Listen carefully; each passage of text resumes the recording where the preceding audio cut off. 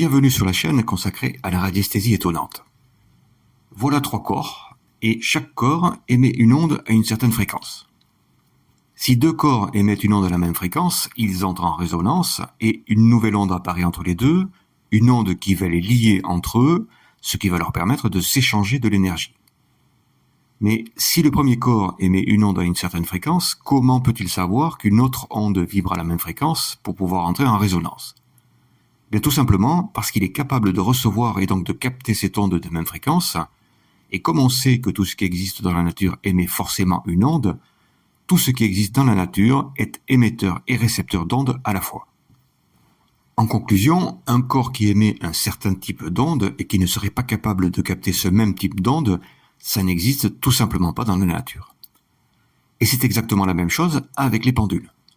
Tous les pendules sont émetteurs-récepteurs d'ondes, et un pendule ne peut pas être seulement émetteur ou seulement récepteur d'ondes, ça ne peut pas exister.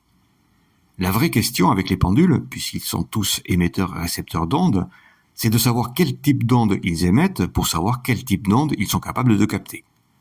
Et pour le savoir, il suffit de leur faire passer un simple test avec 3 cartes de couleurs, ce qu'on a déjà vu dans une autre vidéo. On va refaire rapidement ce test avec ces 3 cartes de couleurs qui émettent la totalité des ondes électromagnétiques. Dans la zone magnétique, sur la couleur rouge, le pendule gire à droite. Sur la couleur bleue, il gire à gauche. Sur la couleur verte, il oscille en direction est-ouest. Dans la zone électrique, sur la couleur rouge, il gire à gauche. Sur la couleur bleue, il gire à droite. Sur la couleur verte, il oscille en direction est-ouest. En conclusion, ce pendule est capable de capter la totalité des 6 ondes électromagnétiques. Et s'il capte toutes ces ondes, c'est parce qu'il émet lui-même la totalité de ces ondes, ce qui en fait d'ailleurs un excellent pendule. Je vais refaire ce test, mais cette fois, je vais utiliser un pendule classique en éteint. Dans la zone magnétique, sur la couleur rouge, le pendule gire à droite. Sur la couleur bleue, il gire à gauche. Sur la couleur verte, il oscille en direction est-ouest. Donc ce pendule capte les 3 ondes magnétiques, et s'il les capte, c'est uniquement parce qu'il émet lui-même ces 3 ondes magnétiques. Dans la zone électrique, sur la couleur rouge, il continue d'osciller en mode recherche, il ne capte aucune onde. Sur la couleur bleue, il ne capte rien. Sur la couleur verte, il ne capte toujours rien.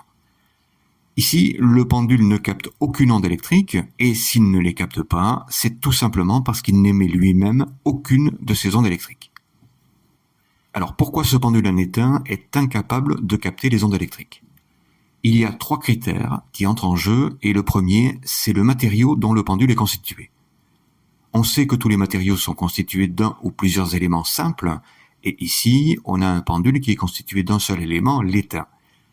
Dans ce tableau, on voit que l'étain, dont le numéro atomique est 50, émet naturellement une onde magnétique positive et une onde magnétique négative. On sait donc qu'il sera capable de capter ces mêmes ondes magnétiques.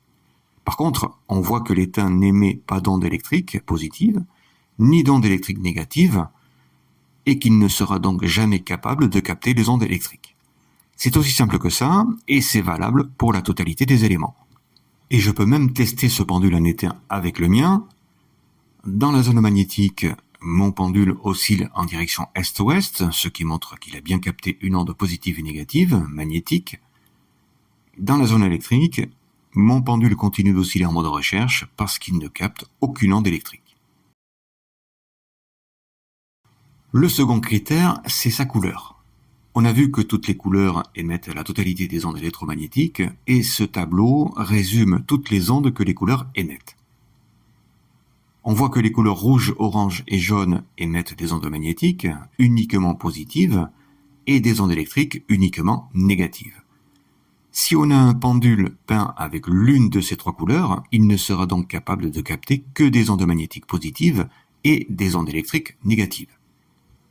Si on a un pendule peint avec l'une des 3 couleurs bleu, indigo et violet, il ne sera capable de capter que des ondes magnétiques négatives et des ondes électriques positives.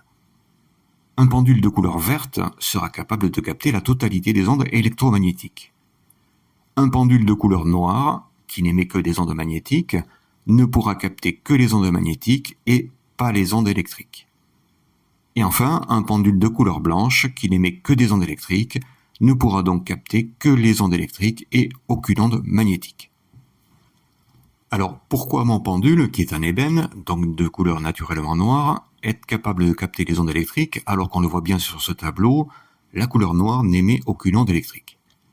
C'est ici qu'entre en jeu le troisième critère, la forme elle-même du pendule. On sait que les formes émettent des ondes, ce qu'on appelle communément les ondes de forme, et l'une des formes géométriques qui émet la totalité de ces ondes, c'est la sphère. Une sphère émet donc la totalité des ondes électromagnétiques, ce qui est normal puisqu'elle a elle-même la forme naturelle de ces ondes. Donc un pendule qui est constitué d'une ou plusieurs sphères sera parfaitement capable de capter la totalité des ondes électromagnétiques. Et comme on l'a vu dans une vidéo concernant le cercle des couleurs, une sphère n'a même pas besoin d'être entièrement dessinée pour émettre la totalité de ces ondes, et un pendule constitué d'une ou plusieurs demi-sphères va également émettre la totalité des ondes électromagnétiques, à condition de ne pas dépasser la limite maximum de 4 demi-sphères. Avec 5 ou plus, ça ne fonctionne plus. Pour résumer, mon pendule en ébène, qui émet toutes les ondes magnétiques grâce à sa couleur noire naturelle, émet également toutes les ondes électriques, cette fois grâce à sa forme qui est constituée d'une sphère. Et comme il émet la totalité des ondes électromagnétiques, il sera capable de capter la totalité de ces ondes. En conclusion, trouver le pendule de ses rêves n'est pas une mince affaire, mais à partir du moment où on sait que tous les pendules sont émetteurs-récepteurs d'ondes, reste à trouver quel est le type d'onde qu'il émet pour savoir quel type d'onde il va capter en retour. Et pour le découvrir, il suffit de connaître le matériau dont il est constitué et de vérifier sa couleur et sa forme. Mais la façon la plus simple de trouver le pendule de ses rêves, c'est d'emporter avec soi les 3 cartes de couleurs et faire le test directement chez le commerçant. Merci d'avoir suivi cette vidéo et n'oubliez pas de vous abonner.